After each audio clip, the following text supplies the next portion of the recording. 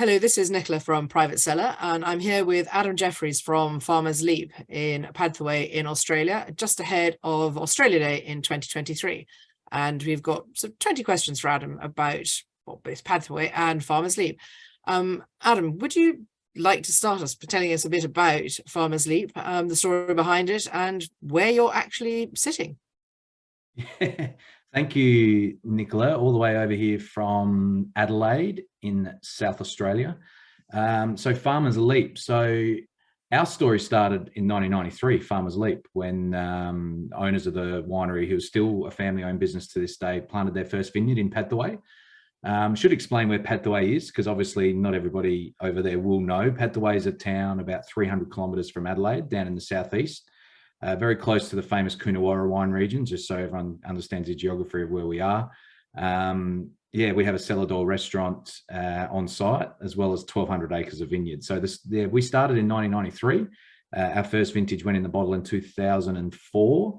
And we've gone from strength to strength from that time. So we're celebrating 30 years this year as a family-owned business. But the director of the business, Scott Longbottom, who's the farmer on all of our bottles, his family have been farming in Padthaway since 1938, when they first moved into the region. So we've had many generations, and Scott's oldest son now is last year of school, and he'll be coming over to take over the farm and the business over the next few years. So we're very much a family-owned Australian farming business. We're a diverse business. Our bottled wine sales are just a small part of what we do. Like I said, we own a large vineyard of over 1,200 hectares. We also have a large onion farm, sheep and cattle station, offices in other capital cities in Australia. So we're a diverse family-run business from Padthaway in South Australia. Huge, and the size is shocking for us, because England is so very small, and we just done our Burgundy series where everyone has 10 hectares.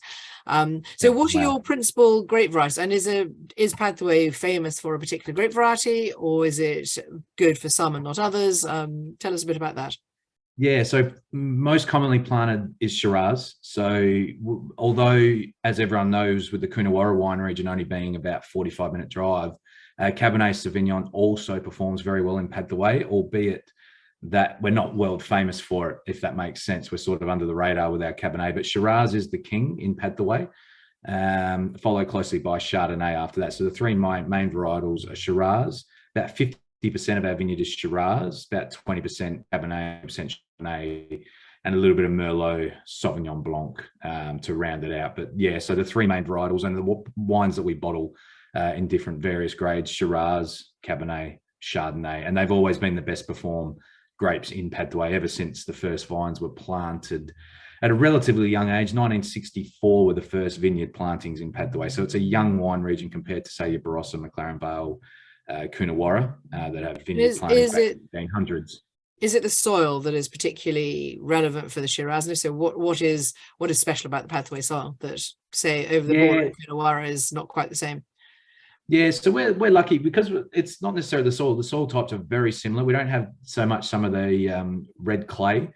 We have more sandier soils, and the Shiraz does perform better in those soils, whereas the real dense red clay, famous in the Coonawarra over the limestone, has Cabernet performing the best. But like I said, we're just not known for Cabernet, but our Cabernet does perform very strongly. But the slightly sandier soils do see Shiraz perform a little bit better than it would, say, in Coonawarra. And because we're another 45 minutes inland, we don't get those coastal storms and things like that. So the Shiraz, we just get nice warm days, we get cool nights, and it just allows the Shiraz to grow magnificently. So we predominantly grow Shiraz. It works the best. Everyone around the world loves South Australian Shiraz, so we keep doing what we do best.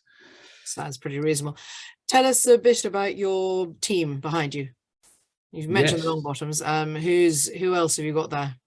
Yeah, so it's a fantastic name, Longbottom, isn't it? You can't forget that name. So, like I said, we're a growing family business. So the two directors, Scott and Cheryl Longbottom, their two children. We've got a cellar door / office in Padthaway, which has about 12 staff. I work for the business as the general manager of sales and marketing, based in Adelaide, which is the closest capital city to Padthaway. I travel down to the cellar door reasonably regularly, every 6 to 8 weeks.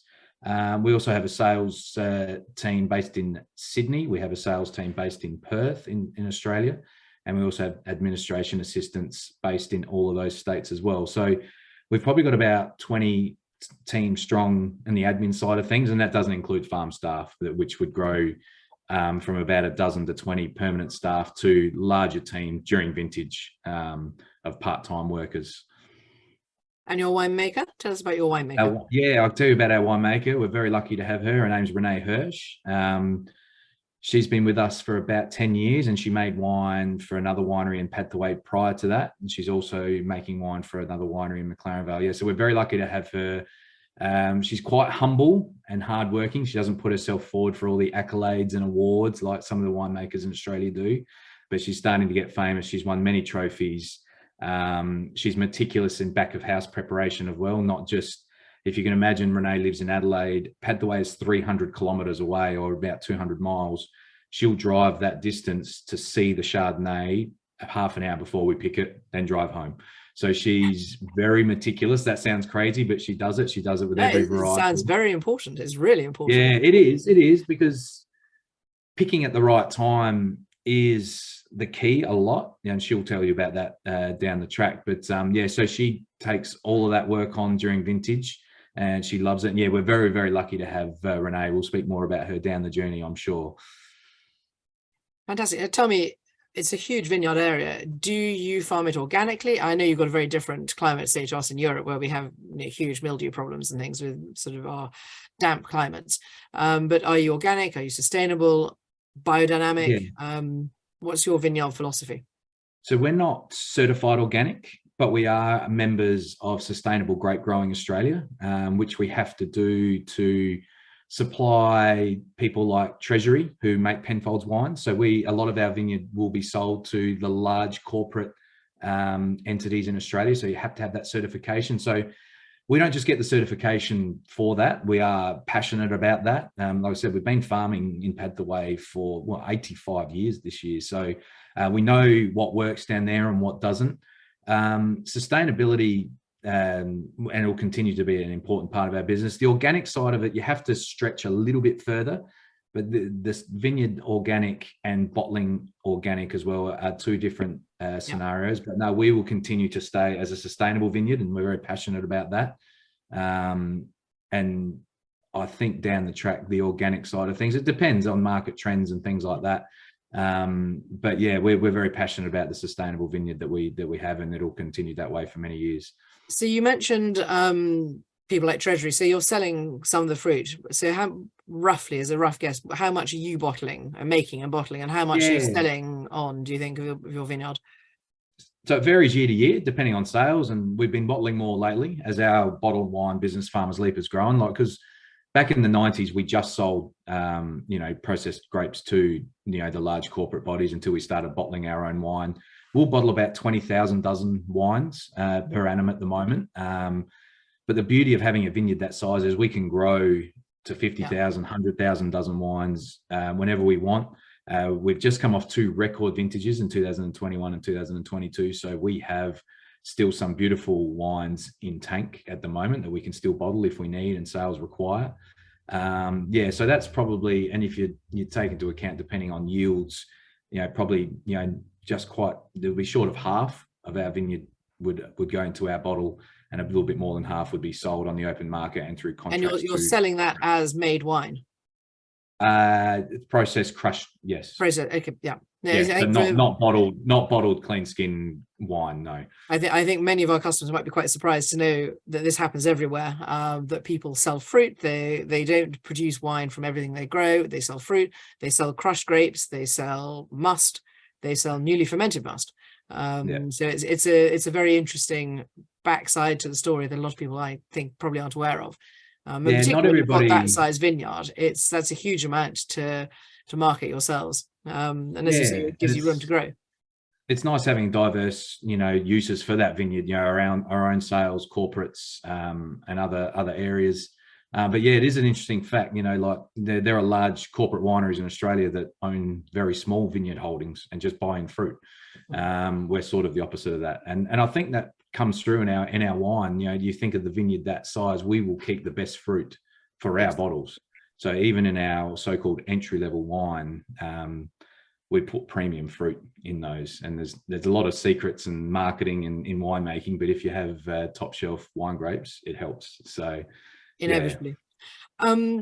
Tell me, there's something you just mentioned, that the back of the sort of 22 and 23, you've got two big vintages. There is perhaps a misguided conception sort of over here that it's pretty standard that vintages are much the same in Australia, that year in, year out, you have a pretty well good harvests. Is that actually true? Yeah, if you compare it to, say, your Bordeaux wine regions, yes, they would have a lot of vintage variation coming from those coastal influences.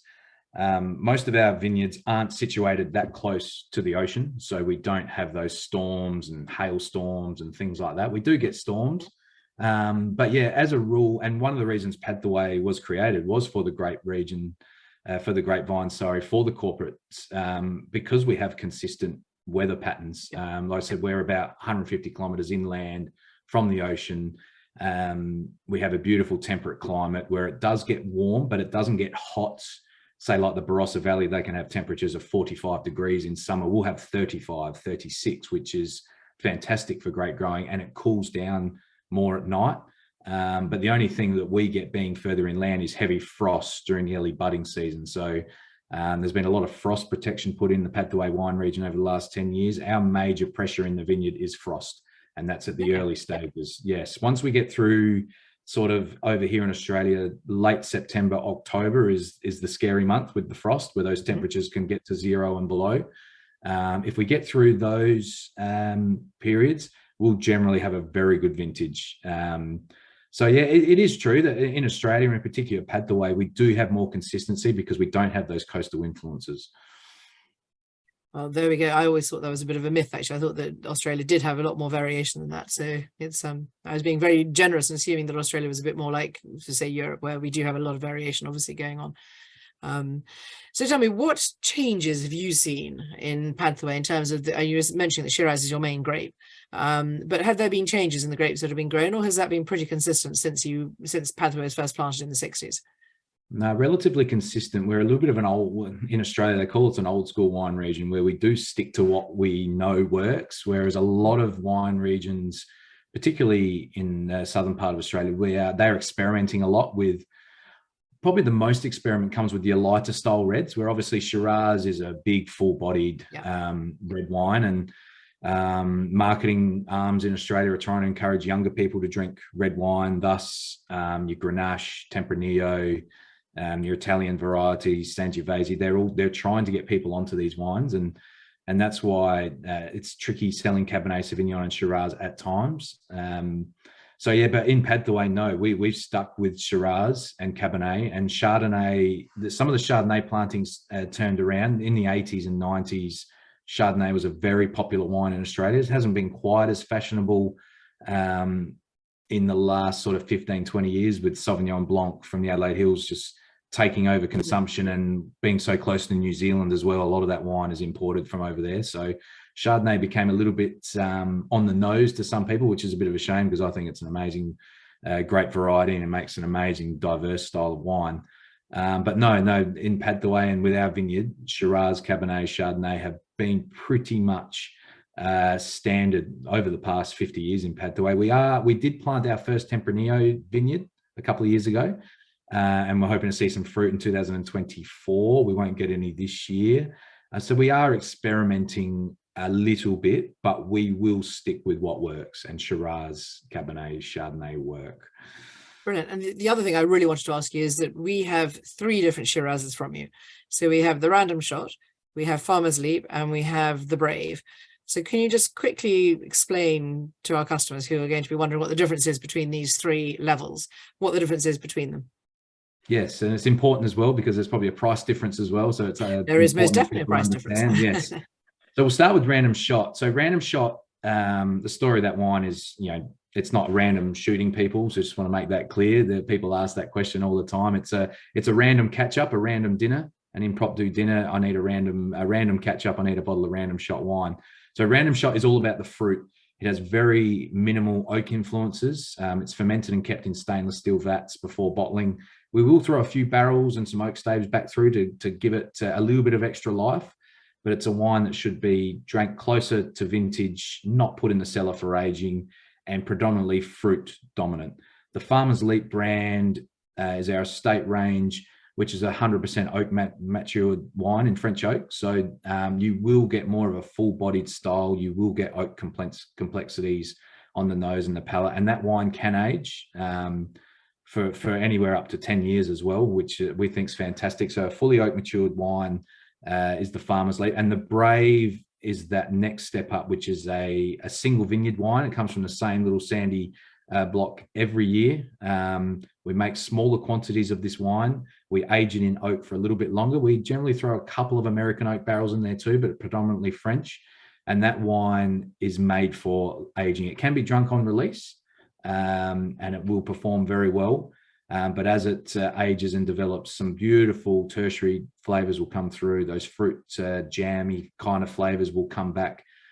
We recently won a trophy in the Limestone Coast Wine Show for our 2012 Brave, which is an 11-year-old wine now.